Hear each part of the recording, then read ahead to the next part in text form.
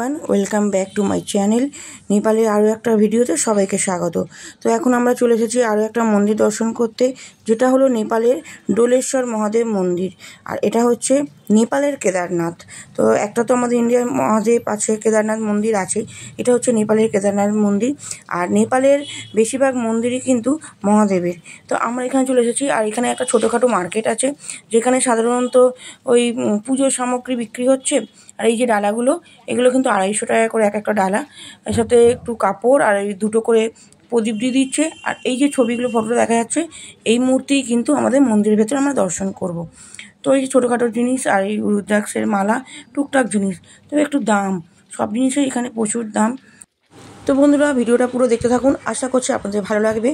তো আমরা এই দোকানে অনেকক্ষণ দাঁড়িয়েছিলাম, কারণ প্রচুর জোর বৃষ্টি হচ্ছিল, আর বৃষ্টির জন্য আমরা মন্দিরের ভেতরে যেতে পারছিলাম না। আর সেরকমই ঠান্ডা লাগছিলো, এত জোর বৃষ্টি বিকালে। আর সারাদিনই তো আমরা বৃষ্টিকে সাথে নিয়েই মানে পুরো মার্কেট ঘুরেছি, পুরো মন্দির দর্শন করেছি, সব কিছু করছিলাম। তো যাই হোক, আমরা এখানে দোকানে দাঁড়িয়েছিলাম অনেকক্ষণ।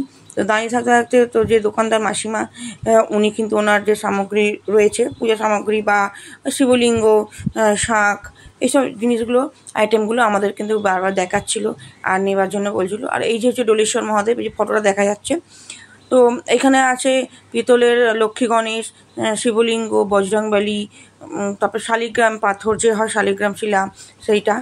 ওনাকে ফটো দেখতে চেয়েছি, তাই এই যে ফটো আমাদের বার করে মন্দির সমেত ফটো দেখাচ্ছে। এগুলো জানেন, এই ফটোগুলোর দাম আমাদের থেকে 200 টাকা করে বলছিল, এই ফটোগুলোর দাম।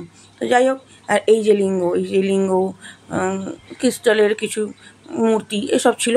তো অনেকক্ষণ এখানে দাঁড়িয়েছিলাম, আর এই ওপরটা আমরা উঠে গিয়ে এখানে দাঁড়িয়ে তারপর আমরা যাব মন্দিরের ভেতর।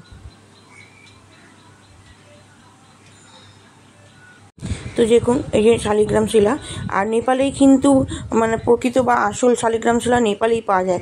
কোনো একটা নদী আছে যেখান থেকে পাওয়া যায়, আমি ঠিক ওটা জানি না। তো এই যে এখানে বিক্রি হচ্ছিলো নেবার জন্য। এই যে নর্মেদেশ্বর মন্দিরের মূর্তি, এগুলো ছোট্ট একটা গবলু সোনা, তো এইসব বিক্রি হচ্ছে। তো বৃষ্টি প্রায় থেমে গেছে, এবার আমরা যাচ্ছি মন্দিরের ভেতর।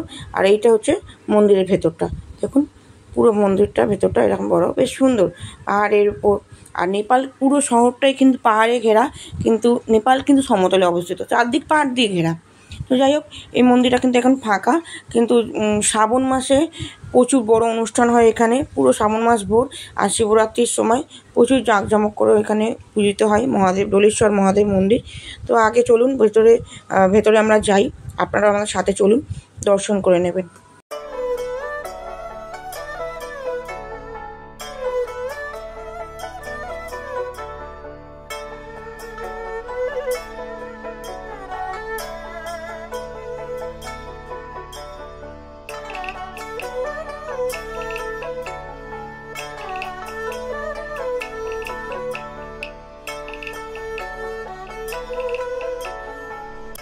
আর এই যে হচ্ছে আমাদের ডোলেশ্বর মহাদেব মন্দির, মেন মন্দির। সামনে আছে নন্দী মহারাজ, আর পাশে যে বজরংবলীর মূর্তি, পাহাড়ে ঘেরায় সুন্দর এই মন্দিরটি, খুবই সুন্দর। আর আপনারা দর্শন করুন। আর এই হচ্ছে ডোলেশ্বর মহাদেব মন্দির। এই যে মূর্তি আপনারা কেদারনাথের মতো, কিন্তু দূর দিয়ে দেখলে মনে হয় যেন গণেশজির মূর্তি। তো যাই হোক, আমার দর্শন করে নিন। আর এখানে একটা বড় কুমণ্ডল রাখা আছে, এই কুমণ্ডলটা কি কাজ বুঝতে পারছি না। আর এই শিলাটা, এটা কী শিলা জানি না। তো আপনারা যদি কেউ এখানে এসে থাকেন, যদি জানেন এটা কী শিলা, আমাদেরকে একটু জানাবেন। আর এখানে আছে নারায়ণ, এই যে গরুদেব বসে সামনে, আর সামনে আছে নারায়ণদেব শয়ন বেশে, আর মা লক্ষ্মী পদবেশে বসে আছে। তো এইটাই হচ্ছে এখানকার মন্দির।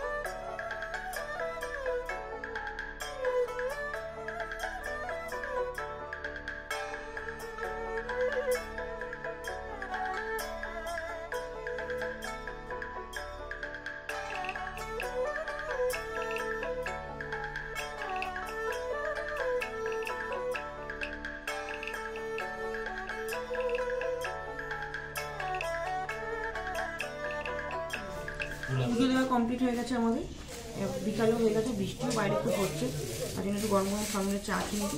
চা খেয়ে আমাদের আরও বোধ হয় 2-1টা স্পট যাওয়ার আছে, তো চলুন তো সেখানে যাবো যখন আপনাদেরকে দেখাবো কোথায় যাচ্ছি। কিছু বললি নাকি তুই? দাদা কি বক্তব্য আপনার? আমরা সাম্য আমাদের বাবু কিছু বলবে, বলো কি বলছো বাবু? ওকে চাকরি মহাদেবের কাছে। মহাদেবের কাছে। মহাদেব বাহ বাঁ কাছে।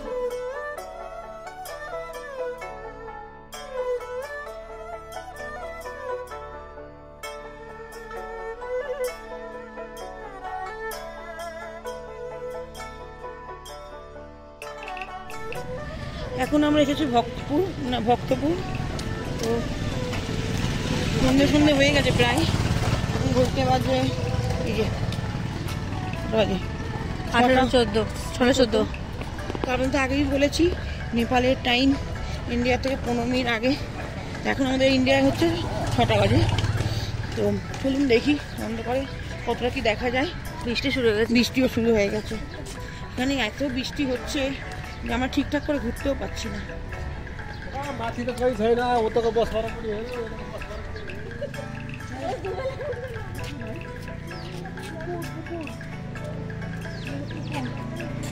এখানে তো শিব মন্দির আছে, পুজো করে।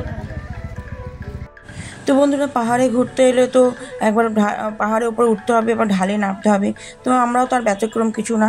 আর এই যে ওপরে যে ঢালা একদম খাড়াই রাস্তা, তো এইটা দিয়ে আমাদের ওপরে উঠতে হবে। তো প্রথমে আমরা এসে ভাবলাম দরবার স্কয়ার বললো, ভক্তপুর বললো, অনেক দেখার জিনিস আছে ভেতরে, তো কিছু বুঝতে পারছিলাম না যে ভেতরে কি, কিছুই তো নেই, ফাঁকা ফাঁকা। এই দেখুন এই যে একটা গেট, এখান থেকে বাইক যাচ্ছে, গাড়ি যাচ্ছে, বিল্ডিং, বুঝতে পারিনি। তো এরপর যা দেখলাম সত্যি চোখেরও শান্তি আর মনেরও শান্তি। তবে দিনের বেলা এলে হয়তো আরও ভালো করে কিছু দেখতে পারতাম, তো যাক আমরা আসতে পারিনি, আমাদের টাইম হয়নি, অন্য জায়গায় আমাদের দেরি হয়ে গেছে। তো এখন আমরা চলে এসেছি ভক্তপুর দরবার স্কোয়ার। তো ভীষণ সুন্দর জায়গাটা। আর আপনাদেরকে জানিয়ে রাখি এখানে কিন্তু এন্ট্রি ফি হচ্ছে 500 টাকা করে ইন্ডিয়ানদের জন্য, আর যারা বিদেশি ফরেনার তাদের জন্য 1500 টাকা করে। তো এটা টিকিট, আর আমাদের থেকে কোনো টিকিট নেয়নি, কারণ আমরা 5টার পর ওই মন্দিরে গেছি, মন্দির বা দরবার স্কোয়ারে গেছি। যদি আমরা 5টার আগে যেতাম তাহলে আমাদের কিন্তু অবশ্যই টিকিট কাটতে হতো। তো যাক এটাই একটা লাভ হয়েছে, যাক আমাদের এখানে টিকিট লাগেনি। তো চলুন আপনারাও দেখুন আমি যা যা দেখবো। আর বন্ধুরা এখানে যেটুকু জানতে পারলাম, ভক্তপুর দরবার স্কোয়ার মল্ল রাজাদের আমলে তৈরি হয়েছিল। এখানে নাকি আগে অনেক ধান চাষ হতো, সেই থেকে অনেক ভাত, তো সেই ভাত হিসাবেই এখানকার নাম ভক্তপুর হয়। তো এখানে এই যে ওপরে এই যে জানলাগুলো দেখা যাচ্ছে, এইগুলো কি রানীরা এখানে থেকে দেখতো, এরকম কিছু একটা গল্প যাই শোনা যায়। গার্ড আমরা পাইনি, যা ওই যে থাকে যেটুকুনি আশপাশের লোকের থেকে জানতে পেরেছি। তো এখন ওপরে ছোটো ছোটো ক্যাফে হয়ে গেছে, উপরে বসে একটু চা কফি ওখানে খাওয়ার ব্যবস্থা ওখানে করেছে। তো বন্ধুরা এই দরবার স্কোয়ারের ভেতরে আছে একটি মহাদেবের মন্দির, একটি মহালক্ষ্মী মন্দির। নেপালিরা কিন্তু মা কালীর থেকে মহালক্ষ্মীকে খুব মান্যতা দেয়, আর অন্যকে খুব বিশ্বাসও করে, আর ভাবে যে মা কালীর থেকে মহালক্ষ্মী খুব শক্তিশালী। তো যাই হোক সেটা দিওয়ালির সময়, ধনতেরাসের সময় আর কি মহালক্ষ্মীর পুজো হয় খুব ধুমধাম করে। এছাড়াও আছে তেলেজু ভবানী মন্দির, এই যে গেটটা দেখছেন এই গেটটা, এর ভেতরেই কিন্তু তেলেজু ভবানী মন্দির আছে। 2015 সালে যখন নেপালে ভূমিকম্প হয় সব কিছু ভেঙে গেছিলো, কিছুই ছিল না, ধ্বংস ছিল না, তো আবার নতুন করে যাই হোক মানে আবার সাজিয়ে গুছিয়ে তুলেছে। তো এই মন্দির হচ্ছে এই যে মাতা মন্দির তেলেজু ভবানী মন্দির, এটা নবরাত্রির সময় পুজো হয় 9 দিন, আর এই 9 দিন এখানে খুব বড় অনুষ্ঠান হয়। আর এইখানে কিন্তু 9 দিন 108টা করে বলি হয়। সেই 108টা বলির মধ্যে হচ্ছে মোষ বলি হয়, ছাগল বলি হয়, হাঁস ও মুরগি ইত্যাদি বলি এখানে হয়। তার এই যে কাঠটা মানে দরজার বাইরের টাকচারটা, এটা কিন্তু পুরো একটা কাঠে তৈরি। আর এই যে মাথার উপর হচ্ছে দেবী দুর্গার মূর্তি, আর সাইডে বিভিন্ন দেবদেবীর মূর্তি খণ্ডিত করা আছে।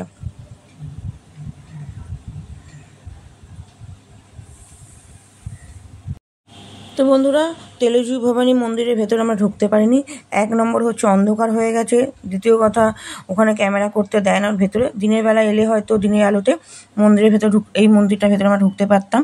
আর এই সামনেটা কিন্তু মানে পুলিশ গার্ড আছে, যাই হোক আমরা বাইরে দিয়ে ঘুরলাম, যদি আবার কোনো দিন যেতে পারি তাহলে নয় ভেতরটা গিয়ে দিনের আলো একটু তাড়াতাড়ি যাবো, ভালো করে ঘুরে দেখবো। তো যাই হোক, রাতের অন্ধকারে কিন্তু তবুও এই দরবার স্কোয়ার খুবই সুন্দর লাগছে। আর এই যে কাঠের কারুকার্য, সত্যি নেপালের এই যে কারুকার্য, প্রতিটা টেম্পলেই যাচ্ছি একই টাইপের কারুকার্য দেখতে সত্যি খুব সুন্দর লাগছে। তো যাই হোক, আমরা দিনের বেলা একরকম সুন্দর লাগে, রাতের বেলা আর একরকম সুন্দর লাগে। তো সেই সৌন্দর্য আমরা উপভোগ করেছি। আর এইটা হচ্ছে যে সামনে, এটা হচ্ছে সিংহদ্বার বলে এটা। তো এই রকম টুকটাক একটু দর্শন করে নিয়েছি, দিয়ে একটু আমরা ফটো তুলেছি সবাই। তুলে সবটা তো কিছু জানি না, ওই যেখানে যেখানে পেরেছি একটু দাঁড়িয়ে একটু ফটো তুলেছি, দিয়ে একটু দাঁড়িয়ে একটু ঘুরি করে ব্যাস আমরা এবার এখান থেকে বেরিয়ে যাবো। আর হ্যাঁ, অবশ্যই একটা কথা বলবো যে এই দরবার স্কোয়ারে বা ভক্তপুর দরবার স্কোয়ারে কিন্তু দই খুব বিখ্যাত। তো যেহেতু অন্ধকারের কাছে সন্ধ্যা হয়ে গেছে, তাই আমরা দই খেতে পারিনি। তো আপনারা এলে অবশ্যই কিন্তু এখানে দই খাবেন, দইটা খুব বিখ্যাত। আর এর পেছন দিকেও, এই দরবার স্কোয়ারের পেছন দিকেও আছে একটি মহাদেবের বিশাল বড় মন্দির আর একটু মার্কেট। তো আমাদের ওখানে যেতে পারিনি, ওখান থেকে নেবে যখন আমরা গাড়িতে উঠে পড়েছি, তখন আমাদের গাড়ির ড্রাইভার বলছিল পেছন দিকে মন্দির আছে। যাক, ওটা আমাদের মিস্টেক হয়ে গেছে। তা আপনারা যখন আসবেন দিনের বেলা আসবেন আর ভালো করে সব কিছু ঘুরে দেখবেন। আর এইটা হচ্ছে যে মহালক্ষ্মী মন্দির, যে মন্দিরটা উঁচুতে বিশাল বড়, ভীষণ কত বড়। তো যাক, মোটামুটি যা ঘুরলাম তাতেই অনেক ভালো, অনেক মজা হয়েছে, অনেক আনন্দ করেছি। আবার যখন আসবো তখন আবার দেখা যাবে। তো ব্যাস, এবার আমার হোটেলের দিকে রওনা দিলাম। তো সারাদিন তো অনেক ঘুরলাম, অনেক আনন্দ করেছি। আর আশা করছি আপনাদের এই ভিডিও আমার ভালো লেগেছে। যদি ভালো লাগে তো প্লিজ আমার চ্যানেলটিকে সাবস্ক্রাইব করে দেবেন আর একটা লাইক করবেন। আর অবশ্যই কমেন্ট করে জানাবেন আপনাদের অত্যন্ত মূল্যবান মতামত। তো আমরা এখন আমাদের হোটেলে ফিরে এসেছি। এইটা হচ্ছে আমাদের রিসেপশন। আর এই হচ্ছে যে উঠছে ওপরে। তো যাই হোক, সারাদিন বৃষ্টি আর ভালো লাগছে না। তো চলুন, এই আমাদের উপরে, এই হোটেলের ওপরেই কিন্তু রেস্টুরেন্ট আছে, এখানেই আমরা একটু টিফিন করব। আর কেন, রাতের ডিনারটা কিন্তু আমরা দাদার বাড়িতে করব। তো চলুন দেখতে থাকুন। আমাদের রুম ছিল কিন্তু একদম সেই 4 তলায়, পুরো 4 তলা। উঠতে উঠতে জীবন বেরিয়ে যাচ্ছে।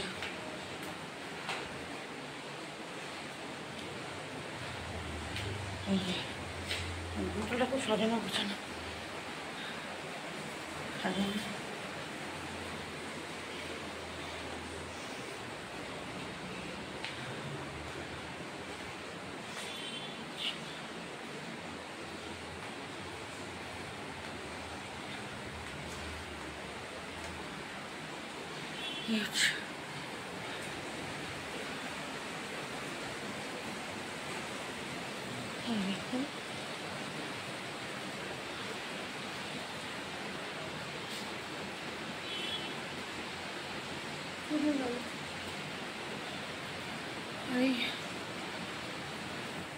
তো এখন আমরা চলে এসেছি রেস্টুরেন্টে।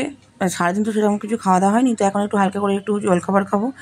আর রাতের ডিনার তো দাদা বৌদি বাড়িতেই খাবো। তো এখানে যে আমরা নিয়ে নিয়েছি মিক্স চাউমিন, আর আমাদের বাবু খাবে একটা স্যুপ, চিকেন স্যুপ। তো যাক, এটাই খাবো। খেয়ে দিয়ে একটু রুমে গিয়ে রেস্ট নেবো, কারণ বাইরে তো মুষলধারে বৃষ্টি হচ্ছে। আর সারাদিন এমনিতেই গাড়িতে অনেক জার্নি হয়ে গেছে। তো যাই হোক, ভিডিওটা আজকের মতো এখানেই শেষ করছি। আশা করছি আপনাদের ভিডিওটা ভালো লেগেছে। আর ভালো লাগলে লাইক, কমেন্ট আর শেয়ার করে দেবেন। আর আমার চ্যানেলটি সাবস্ক্রাইব করবেন। আর আজকের মতো ভিডিওটা এখানেই শেষ করলাম। দেখা হবে আবার পরের ভিডিওতে। ততক্ষণের জন্য সবাই ভালো থাকুন আর সুস্থ থাকুন। এখানে একটা মিটার আছে, টিভি যেটা আমরা চালাচ্ছি না। এদিকে আছে বাথরুম, একটা ছোট্ট সিনারি, দুটো বেডগুলো না খুবই ছোট। এর আগের হোটেলের বেডগুলো ভালো ছিল। আর এটা হচ্ছে জানলা, এটা নিচের মার্কেট। এটা এখানকার মার্কেট। এখানে মার্কেট না তাড়াতাড়ি 9টাতে সব বন্ধ হয়ে যায়। আর এই যে সামনে যে এই যে স্কুলটা দাঁড়িয়ে আছে, স্কুলটার পাশেই যে ঘরটা যে খোলা আছে, দরজাটা ফাঁকা দরজা দেখা যায়, ওটা ছিল আমার দাদার বাড়ি। দাদা থাকে ওই জামা কাপড়ের আগের বাড়িটা আমার দাদার বাড়ি।